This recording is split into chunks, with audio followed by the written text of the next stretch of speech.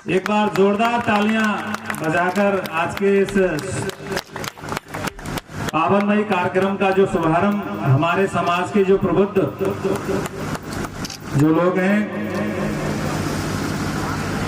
समाज के जो पदाधिकारी हैं, वो ठाकुर जी के चरणों में पुष्प अर्पित करते हुए, और मैं लक्ष्मण जी जो राजू समाज के युवा समाज के जो पदाधिकारी है उनसे भी मैं निवेदन करूंगा वो भी मंच पर आए।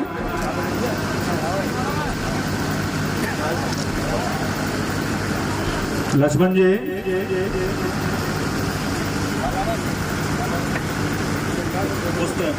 और इसके बाद में जो आपके जो मंच के ठीक बीच में जो चित्र है, इस मंच पर बोलने का मौका दिया और समाज के आगे मेरे को पेश किया, मैं उनका बहुत बहुत धन्यवाद और आभार व्यक्त करता हूँ।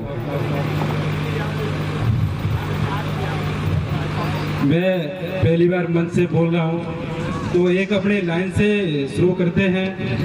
झुके नहीं वो मुगलों से, झुके नहीं वो मुगलों से, अनबंदों को ठुकरा डाला, मातृभूमि की भक्ति का नया प्रतिमान जगा डाला, नया प्रतिमान जगा डाला। तो मैं इसी बीच में सर्वप्रथम महाराणा प्रताप जी और पृथ्वीराज चौहान जी को श्रद्धांजलि अर्पित करता हूँ अपनी तरफ से। सबसे पहले अपनी कुल देवी माँ केला माता की और रहना वाली माता की, करीलपुर वाले हनुमान जी महाराज की, अपने अपने देवी देवताओं की सब। मैं जयपुर में रहता हूँ, गांव गढ़ी करीलपुर हनुमान जी मंदिर जी के बारे में बताने का जितेंद्र भाई जी ने बोला है। महाराणा प्रताप जी का जन्म 9 मई को हुआ था, आप सबको पता है, सन बताने की जरूरत नहीं है, हम सबको जुबान पे रहना चाहिए।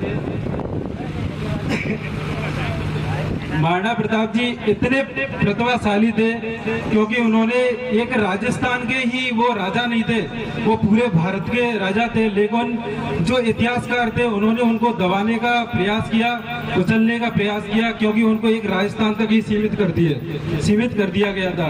मैं एक हिस्ट्री का स्टूडेंट हूँ, तो मेरे को थोड़ा उनके बारे में ज्यादा नॉलेज है। और जहाँ तक आपको बता दूं कि ये बोलते हैं कि महाराणा प्रताप जी ने घास की रोटियां खाई थी, उनके बच्चे घास की रोटियां खा रहे थे, तो ऐसा कुछ नहीं है। 1459 में उदयपुर की स्थापना हुई थी। उस टाइम पे अमर सिंह जी महाराणा प्रताप जी के बच्चे ने जन्म ले लिया था और हल्दी घाटी का युद्ध 1576 में हुआ था। तो उस टाइम पे अमर सिंह जी 17 साल के थे। तो उस टाइम पे एक कवि होता है, साहित्य और इतिहास में बहुत फर्क होता है। कवि कन्हैयालाल सेठिया जी के हम बहुत आभारी हैं। उन्होंने एक कविता लिखी कि बन बिलावड़ो ले भाग्यो, घासारी रोटी रो, राणा रो दुख सो जाग्यो भाइयों। लेकिन ये एक कवि की कल्पना है, लेकिन ऐसा कुछ नहीं था। उनके पास इतनी धन दौलत थी। हमारे भामाशाह ताराचंद ईडर के रहने वाले थे, जो गुजरात की बॉर्डर पे ईडर पड़ता है। हमारे भामाशाह थे, उनका नाम ही भामाशाह था। उनके भाई थे ताराचंद जी, दोनों इतने धनी थे कि उन्होंने पूरा अपना धन, अपनी जमीन बेच के महाराणा प्रताप जी को दे दिए थे। आप युद्ध लड़ो, हम आपके साथ हैं। वो एक जैन समझते थे दोनों।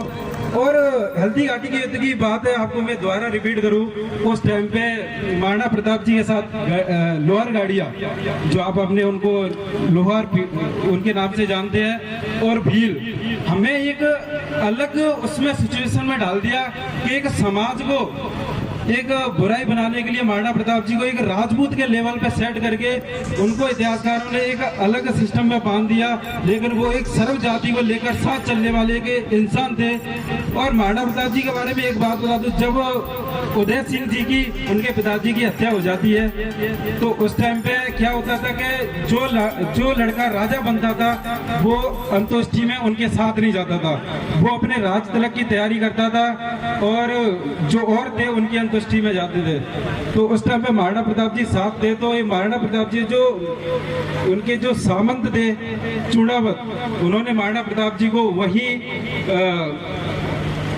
जहाँ पे उनको अंतुष्टि के लिए जाया गया था वहाँ राजा जनता के द्वारा चुनाया गया था। तो इससे हमें ये भी सिद्ध होता है महाराणा प्रताप जी एक गणतांत्रिक राज तलक एक राजा बने थे जो जनता के द्वारा चुने गए थे, ना कि एक महाराजा के तौर पे किसी बेटे के तौर पे चुने गए थे। वो एक जनता के द्वारा चुने हुए एक महाराजा थे जिनको वहाँ चुना गया था। और कई ऐसी चीजें हैं जिनकी अपनी गाथा सुनाने में उनको हमारा जीवन निकल जाएगा, लेकिन हम उनकी गाथाएं सुनाने में ही रह जाएंगे महाराणा प्रताप जी के बारे में। और भी कई कहानियां हैं, जैसे आपने रहीम जी का नाम सुना होगा, जिनके कई दोहे सुनते हैं। वो अकबर के द्वारा एक युद्ध के लिए भेजे गए थे। युद्ध के लिए रहीम जी को भेजा गया तो रहीम जी कहीं शिकार खेलने चले गए थे। तो उनके बच्चा अमर सिंह महाराणा प्रताप जी का उनके यहाँ लड़ाई लड़ने चले गए, तो उनकी पूरी फैमिली को साथ लेके साथ आ गए थे। उनके जगह युद्ध लड़ने जाते थे उस टाइम पे बहुत काफी टाइम लगता था, क्योंकि अपने बहन बेटी बच्चों को साथ लेके जाते थे युद्ध लड़ने उस टाइम पे। तो रहीम जी के बच्चों को सबको उठा के लेके आ गए थे अमर सिंह। तो महाराणा प्रताप जी ने उनसे यही कहा था कि ये हमारी बहन बेटियां हैं, हमें इनको जिस तरीके से आप लेके आए उसी तरीके से वापस कर देना चाहिए। नहीं युद्ध में आज तक कहीं नहीं देखा होगा जो बहन बेटियों को लेके आ जाए और उनको वापस कर दे। इससे हमें ये शिक्षा मिलती है कि हमें अपनी बहन बेटियों को उसी तरह, सभी जातियों की बहन बेटियों को उसी तरह देखना चाहिए जिस तरह अपनी होती है, जिससे हमारा समाज आगे बढ़े। उस घटना को सिरपुर घटना के नाम से जानते हैं। कभी भी आप YouTube पे सर्च करके देखना, बहुत अच्छी घटना है अमर सिंह जी के बारे में, महाराणा प्रताप जी के बारे में। इससे हमें यही शिक्षा मिलती है कि नारी शक्ति को बढ़ावा देना चाहिए और उनका सम्मान करना चाहिए हमें। और कई घटनाएं ऐसी हैं जो अपने सुना सकते हैं, लेकिन टाइम का बहुत कम है और मेरे यहाँ बहुत बैठे हुए हैं महानुभाव, और थैंक यू, धन्यवाद। और जयपुर में एजुकेशन मेरी जरूरत पड़े, जयपुर के अंदर किसी भी कोचिंग में LN IAS RAS मैं तत्पर तैयार हूँ। आप मेरे को कॉल करो तो आप मेरे को संपर्क करके बताना, मैं आपकी सेवा में हरदम हाजिर रहूंगा और रह रहा हूँ। और कई स्टूडेंट हैं अपने आगे मेरे पास जाते हैं, मैं उनकी तुरंत हेल्प करता हूँ। धन्यवाद, थैंक यू।